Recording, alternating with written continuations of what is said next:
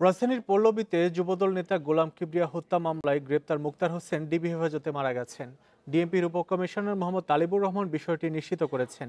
তিনি জানান, রাতে অসুস্থ বোধ করলে তাকে ঢাকা মেডিকেল কলেজ হাসপাতালে নেওয়া হয়। চিকিৎসার পর আবারও ডিবি কার্যালয়ে নেওয়া হয়। 21 নভেম্বর সকাল 10টার দিকে খাওয়ার জন্য ডাকলেও সাড়া না পাওয়ায় দ্রুত হাসপাতালে নেওয়া হলে তাকে মৃত ঘোষণা করে চিকিৎসক।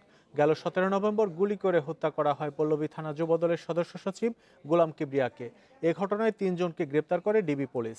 তাদের তথ্য অনুযায়ী মুক্তার হোসেনকে গতকাল পল্লবী থেকে আটক করা হয়। এ সময় জনতার ধস্তাধস্তিতে তিনি আহত হন এবং তার দেখানো অনুযায়ী একটি রিকশা গ্যারেজ থেকে 8 রাউন্ড গুলি উদ্ধার করা হয়।